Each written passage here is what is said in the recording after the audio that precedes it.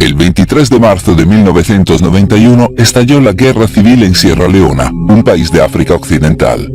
Fue un conflicto instigado en gran parte por el control de los diamantes del país, que Sierra Leona poseía en mayor cantidad que casi cualquier otra nación en la Tierra, y en el transcurso de más de una década dejaría más de 50.000 muertos. A medida que avanzaba el conflicto, las fuerzas militares lucharon por las áreas ricas en diamantes del país, mientras que, al mismo tiempo, contrabandistas y representantes de empresas privadas en Europa, América del Norte y otros lugares inundaron la región, con la esperanza de usar la guerra como una tapadera para agarrar un pedazo del pastel para ellos mismos. Sin embargo, cuando se abrió el terreno en busca de piedras preciosas, los diamantes no fueron todo lo que se encontró.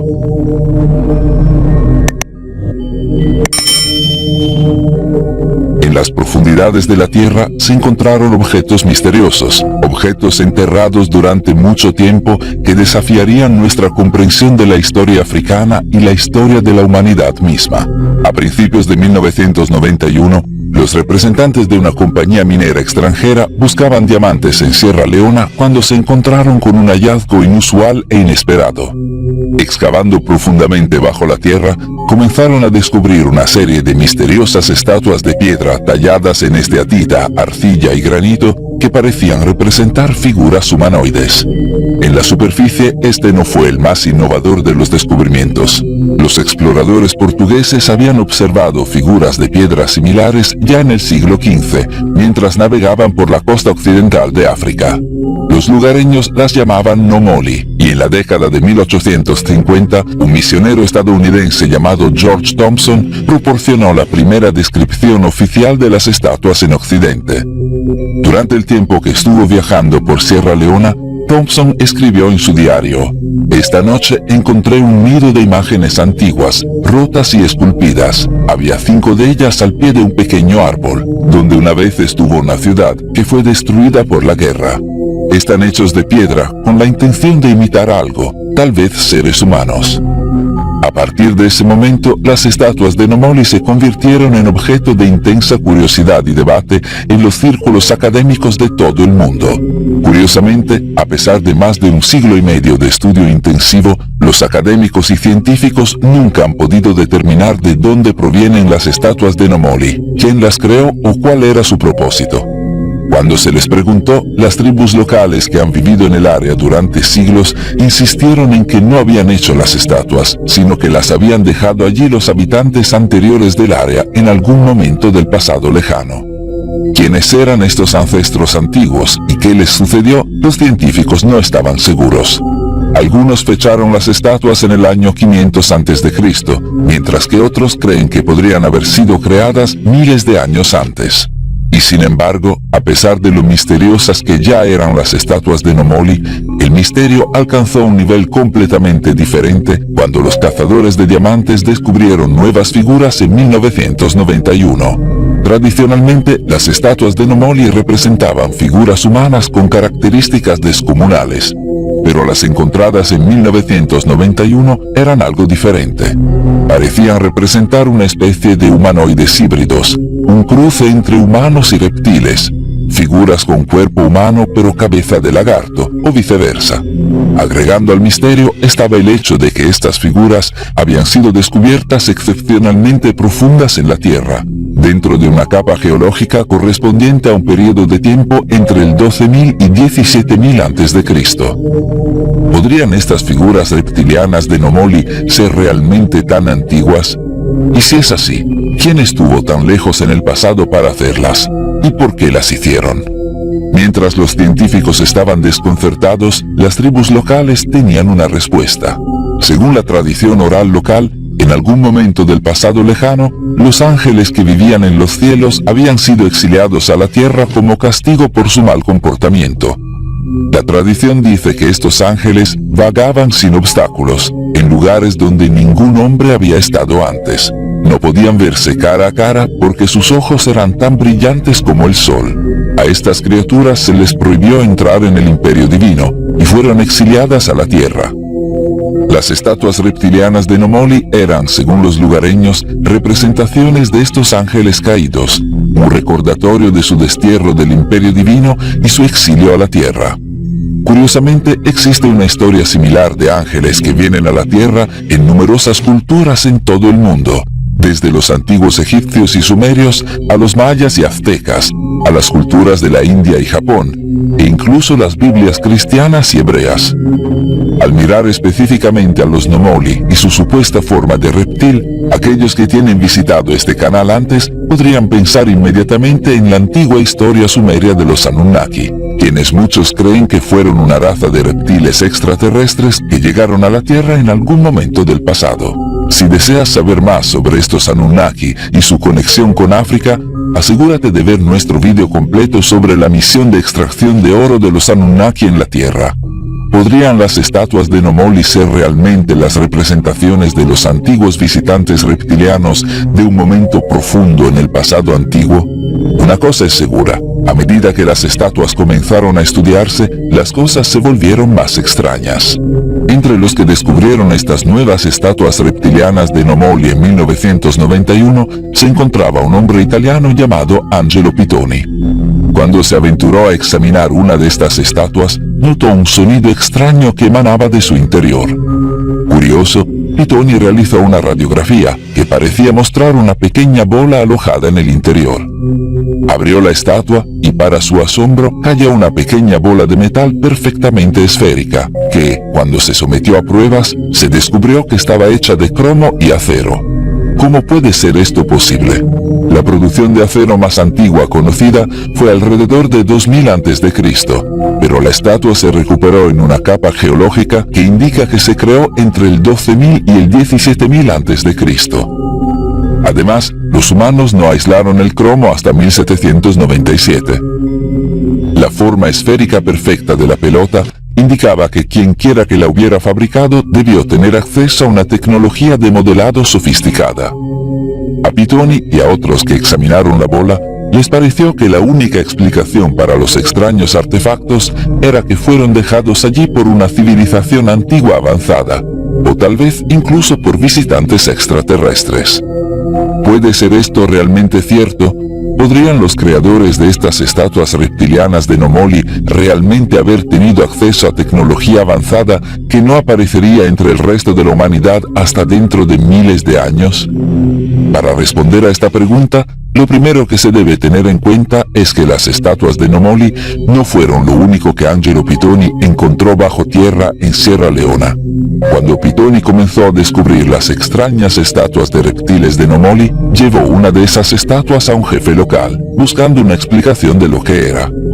Cuando lo hizo, el jefe rápidamente transmitió la leyenda local de los ángeles caídos exiliados a la tierra. Luego agregó que cuando cayeron a la tierra, algunas de las estrellas cayeron con ellos y se convirtieron en diamantes, explicando a Pitoni por qué la región era tan rica en recursos naturales y piedras preciosas. Pero si cayeron las estrellas, bromeó Pitoni con el jefe al escuchar esto, también debe haber caído el cielo. A esto el jefe respondió rápidamente, sí, y sabemos dónde cayó. Esto llamó la atención de Pitoni. ¿Podría el jefe mostrarle, preguntó, el lugar donde se había caído el cielo? El jefe estuvo de acuerdo, y Pitoni fue conducido a un área donde instantáneamente notó extrañas piedras en el suelo, como nunca antes había visto. Eran de un color azul brillante, con venas blancas corriendo a través de ellas, no muy diferente del cielo con nubes ocasionales. Excavando en el suelo con un equipo, Pitoni encontró un depósito aún mayor de esta misteriosa piedra azul, que parecía estar dispuesta en forma de una pequeña pirámide. Pitoni tenía que saber qué era esta piedra y si podía haber algo de verdad detrás de la leyenda local, por lo que recogió una serie de muestras y regresó con ellas a Europa. Llamó a la misteriosa piedra azul Piedra del Cielo. A su regreso a Europa, Pitoni llevó la Piedra del Cielo a la Universidad La Sapienza de Roma. Allí primero buscó descubrir la causa del inusual color azul de la piedra. Supuso que el color se debía a la presencia de un mineral como la turquesa, pero cuando comenzaron las pruebas, rápidamente descubrió que no solo no era turquesa, sino que de hecho el color azul no se correspondía con ningún mineral conocido en la Tierra. Aún más extraño, cuando los investigadores pulverizaron un pequeño trozo de la piedra del cielo y lo observaron bajo un microscopio, parecía no tener ningún color. Desconcertado, Pittoni se dio cuenta de que el misterio era mucho mayor de lo que había sospechado al principio, por lo que envió muestras de piedra del cielo a laboratorios en Suiza, Alemania, Países Bajos y Japón para realizar más pruebas. Allí, la piedra se sometería a un examen riguroso mediante análisis de rayos X, espectrometría de plasma e infrarrojos, cromatografía de gases y más. A cada paso, los investigadores quedaron cada vez más conmocionados. Primero, descubrieron que la piedra del cielo estaba compuesta por un 77% de oxígeno, un número casi imposiblemente alto que hacía que la piedra fuera increíblemente liviana. Más increíblemente, los investigadores descubrieron que someter la piedra a ácido no la dañaría ni modificaría, mientras que calentarla a 3000 grados centígrados no alteraría su composición. El hallazgo más espectacular de todos se produjo cuando los investigadores trituraron un pequeño trozo de la piedra y lo mezclaron con acetona, hexano y metileno, y luego mejoraron la extracción con ultrasonido. Cuando lo hicieron, detectaron un compuesto orgánico en la piedra que era totalmente desconocido para la ciencia. ¿Qué podría ser este componente orgánico?, se preguntaron los investigadores. ¿Y si nunca antes se había encontrado en la Tierra, podría haberse originado en el espacio? De una cosa estaban seguros: la piedra del cielo era diferente a cualquier piedra que hubieran visto antes. Desafortunadamente, antes de que se pudiera resolver el misterio, Angelo Pittoni y sus muestras de piedra del cielo desaparecieron sin previo aviso. Después de realizar tantas pruebas con resultados tan increíbles, nunca más se supo de Pittoni y no se realizaron más pruebas. El caso es que Angelo Pittoni era una figura sumamente extraña y enigmática. Si bien existen fotografías de Pittoni con muestras de piedra del cielo, y los resultados de las pruebas que encargó todavía se pueden encontrar en línea hasta el día de hoy, no se sabe mucho más sobre el hombre y su vida. Unos dicen que fue agente de la CIA, otros que se aventuró en la selva amazónica y descubrió una ciudad maya perdida. El propio Pittoni afirmó haber sido un botánico y gemólogo capacitado, pero no existe registro de su asociación oficial con ninguna universidad o institución. Cualquiera que sea la verdad sobre la vida de Pittoni, cuando desapareció, el recuerdo de su piedra del cielo y los increíbles resultados de las pruebas que había proporcionado se desvanecieron lentamente de la vista. Y ahí podría haber terminado la historia, si no fuera por un hombre llamado Jared Collins. Jared Collins es un artista y diseñador estadounidense que viaja por el mundo en busca de materiales y sustancias raras que pueda convertir en arte y joyería fina para sus clientes de lujo. Durante un viaje de abastecimiento en 2013 en Asia, se puso en contacto con un conocido comerciante de gemas en Hong Kong, del que se decía que poseía muchas muestras increíbles. Una noche, cuando viajaba al pequeño ático del comerciante, Collins pasó la noche revisando cientos de bolsas que contenían miles de piedras raras. A pesar del tamaño de la colección, nada llamó la atención de Collins, y repetidamente le preguntó al comerciante: ¿es esto? ¿No tienes nada más? Finalmente, Collins estaba a punto de darse por vencido cuando notó algo sentado en la mesa frente a él, algo que en su prisa no había notado antes. Una roca azul inusual con vetas blancas atravesándolas, y al lado de eso un pequeño corte de esta roca en una bolsa Ziploc. Como describió Collins más tarde, era una cosa curiosa con un color azul muy bonito, y cuando tomé la piedra para examinarla era extrañamente liviana para su tamaño, y pensé que era una especie de material sintético o híbrido de cera plástico, pero al mismo tiempo parecía ser una piedra natural de algún tipo. Era desconcertante, y no tenía idea de lo que estaba viendo, y no tenía un punto de referencia para compararlo con cualquier otra cosa que hubiera visto o manejado antes. Intrigado, Collins le preguntó al comerciante qué era esta piedra misteriosa. Sin dudarlo, el comerciante le dijo que se llamaba piedra del cielo, por lo que el comerciante comenzó a contar la leyenda de Sierra Leona de los ángeles que caen a la tierra con el cielo, explicando que esta historia se la había contado el hombre que primero le había traído la piedra.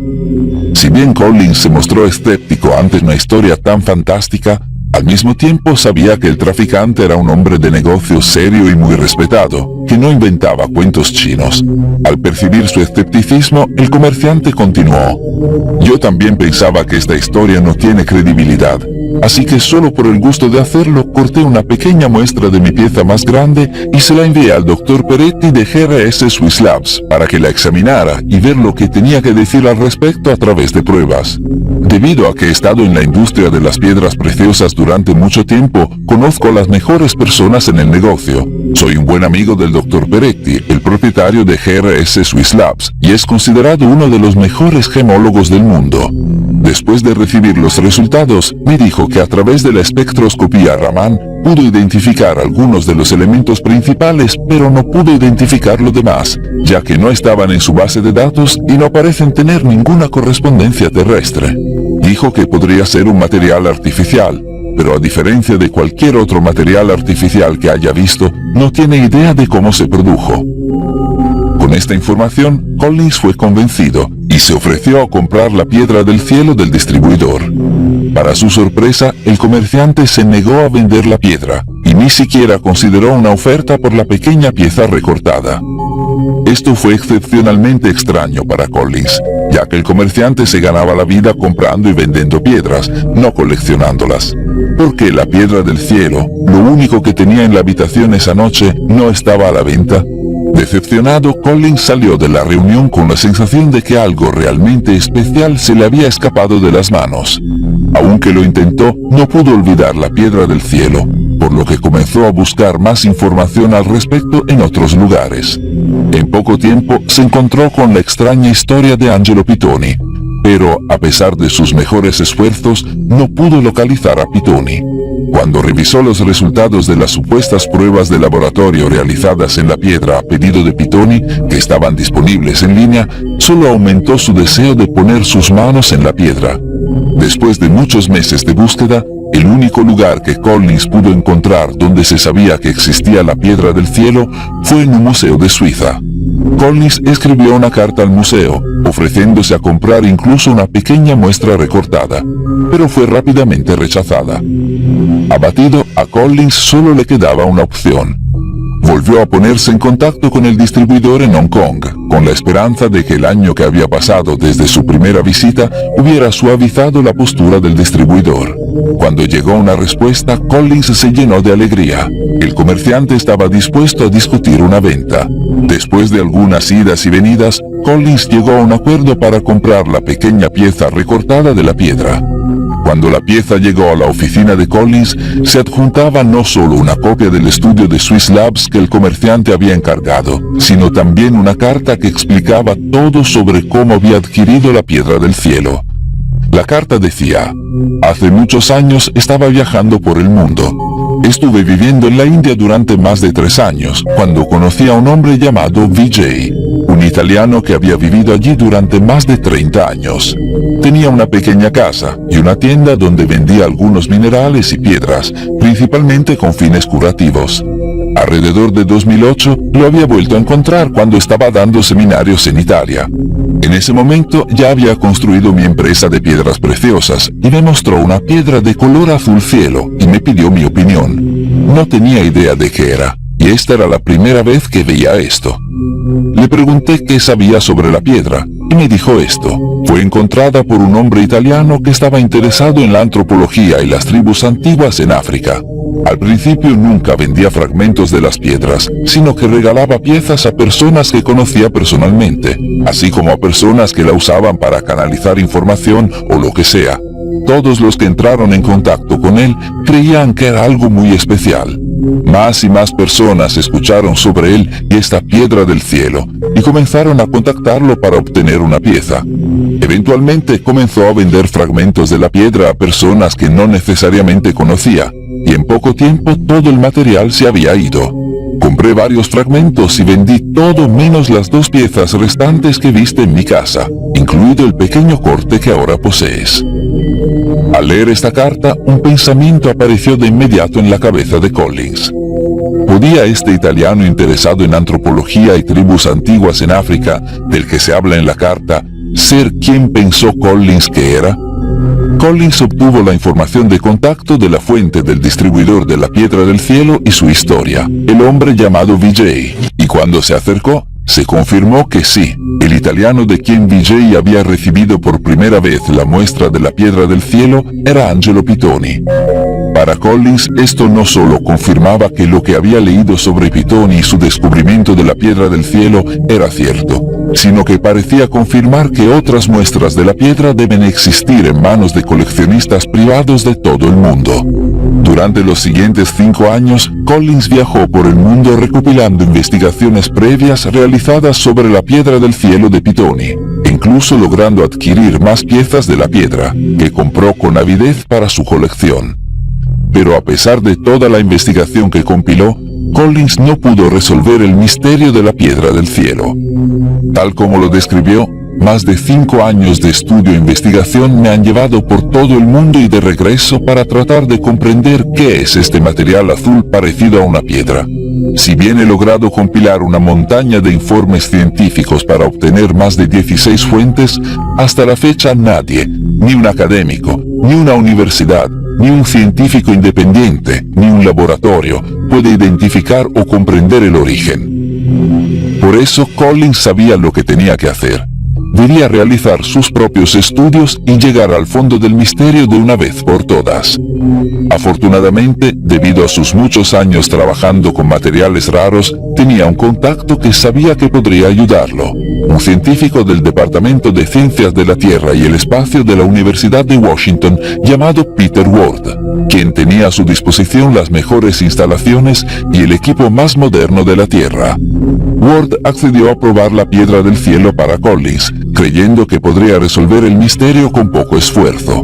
Pero cuando comenzaron las pruebas, los resultados fueron tan extraños que Ward creyó que su equipo había fallado. 2 veces más realizó las pruebas, recibiendo los mismos resultados cada vez.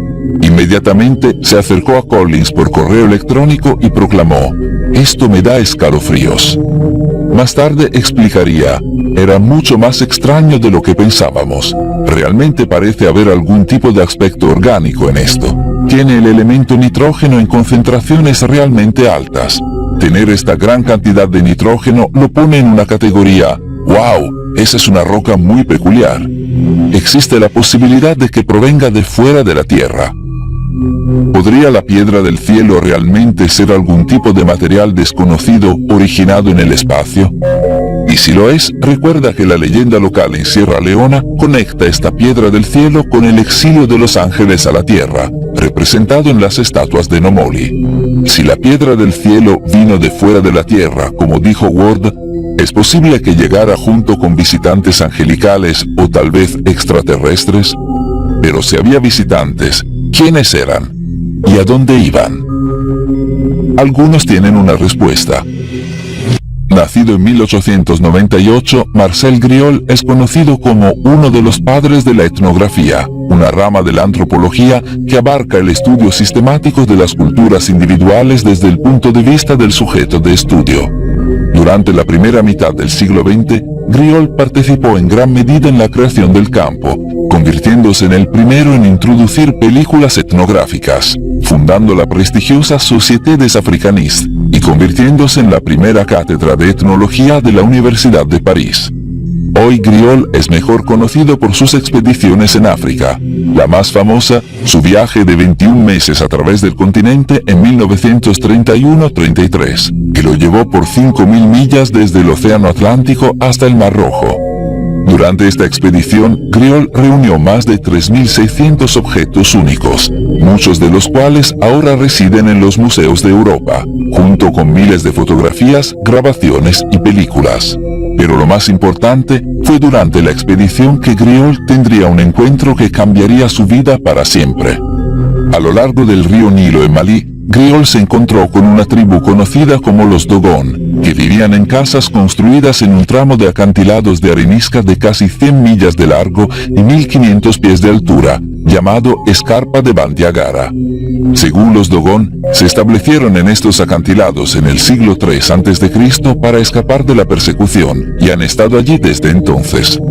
Los Dogon fascinaron a Griol, y por el resto de su vida regresaría para estudiar la tribu y su cultura. Después de 15 años de estudio, la tribu le informó a Griol que sus ancianos lo habían seleccionado para ser iniciado en el santuario interior de la cultura Dogon, conocido como la Parole Claire o la palabra hablada.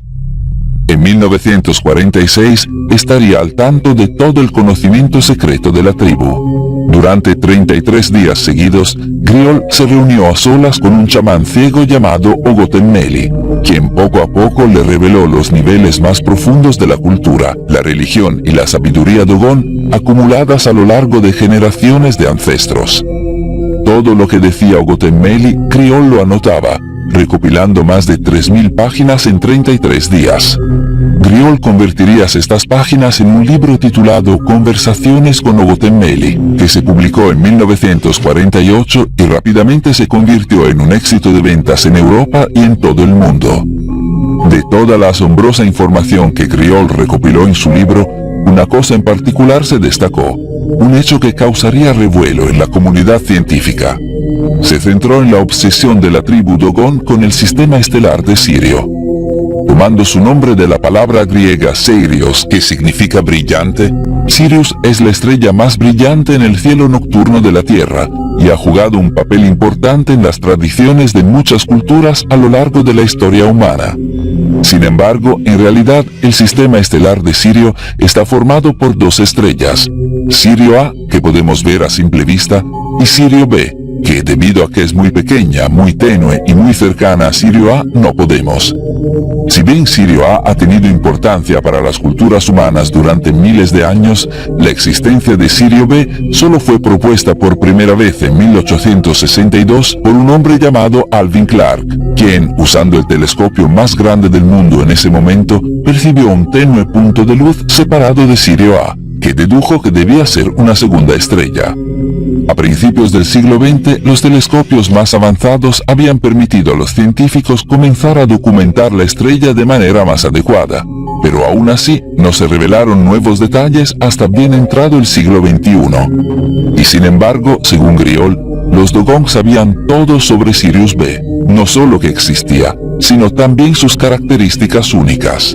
Sabían que era de color blanco, que tardó 50 años en completar una órbita alrededor de Sirio A en un camino que no era circular sino elíptico, e incluso el punto exacto de Sirio A dentro de esta elipse. Más sorprendentemente, conocían la característica más inusual de Sirius B, el hecho de que era extremadamente pesada.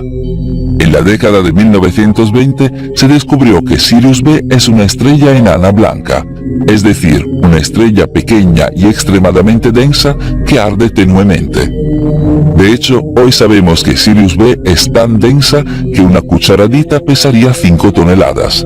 Pero mucho antes de que eso se descubriera oficialmente, los Dogon se refirieron a Sirius B como Po Tolo. Tolo significa estrella, y Po se refiere a un cereal local que es conocido por ser extremadamente pesado a pesar de su pequeño tamaño. Toda esta información sería imposible de saber sin equipo astronómico avanzado que los Dogon no tenían. Entonces, ¿cómo sabían estas cosas? Algunos científicos como Carl Sagan afirmaron que los Dogon simplemente deben haber obtenido conocimientos modernos de los occidentales en los tiempos modernos, que luego incluyeron en sus antiguas tradiciones. Sin embargo, esta afirmación no explica la existencia de un artefacto Dogon de 400 años de antigüedad que representa el sistema estelar de Sirio en detalle, ni por qué, al menos desde el siglo XIII, los Dogon han oficiado ceremonias para celebrar el ciclo de Sirio A y B. Ni explica cómo los Dogon supieron durante mucho tiempo que Sirio B era tan densa. Pero había más que eso. No era solo el sistema estelar de Sirio, del que los Dogon le habían hablado a Griol. La tribu tenía todo tipo de conocimientos astronómicos avanzados, incluido que Saturno tenía anillos, y que Júpiter tenía 4 lunas principales, que los Dogon llamaron 4 compañeros. Incluso sabían que la galaxia de la Vía Láctea tenía una enorme forma espiral, y la posición exacta de la Tierra dentro de ella. Una vez más, ¿cómo podría ser posible todo esto?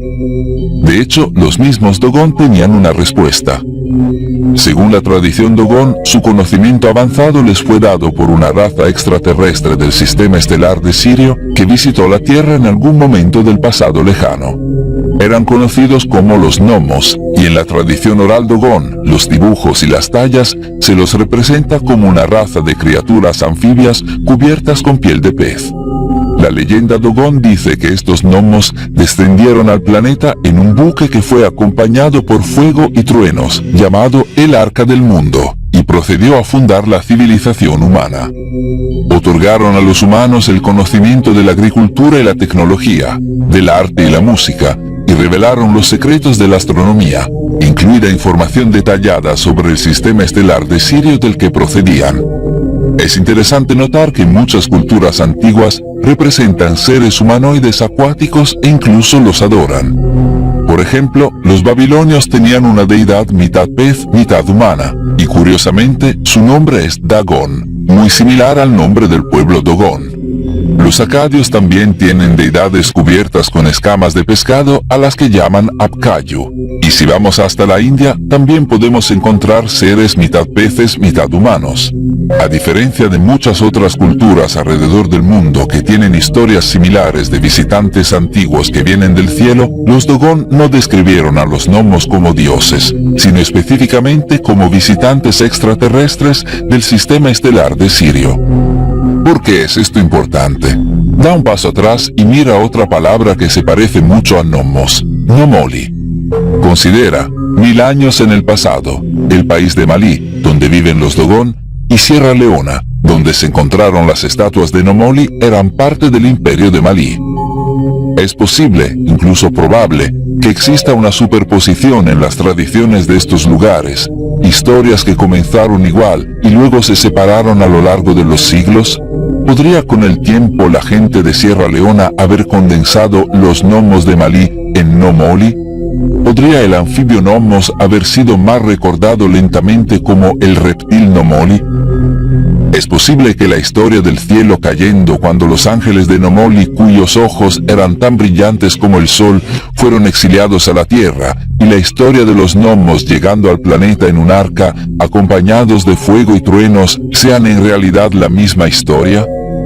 Piensa en la bola de acero perfectamente formada que se encuentra dentro de la estatua de Nomoli de Angelo Pitoni, que data de hace más de 12.000 años.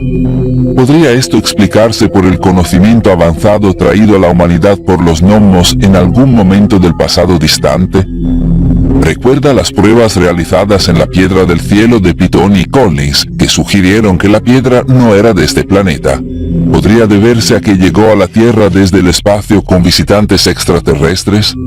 Quizás las historias superpuestas de antiguos visitantes en Malí y Sierra Leona no sean un mito, sino registros históricos. Y quizás las estatuas de Nomoli, la piedra del cielo y el conocimiento secreto de la tribu Dogon sean prueba de antiguas visitas extraterrestres. Por impactante que parezca, las visitas extraterrestres no se registran solo en el pasado lejano. De hecho, tenemos 2 vídeos en los que cubrimos en detalle 2 grandes aterrizajes extraterrestres, uno de los cuales es en África y el otro en la antigua Unión Soviética. Los enlaces a ambos vídeos están en el comentario anclado superior. ¿Qué piensas sobre la historia de los extraterrestres de la tribu Dogon y su conocimiento de Sirio A y B? ¿Y crees que las estatuas de Nomoli y la piedra del cielo son evidencia de extraterrestres? Cuéntanos en los comentarios a continuación. Gracias por vernos. Si disfrutaste el video, haz clic en me gusta. Y si eres nuevo, suscríbete y haz clic en la campanita para recibir futuras notificaciones.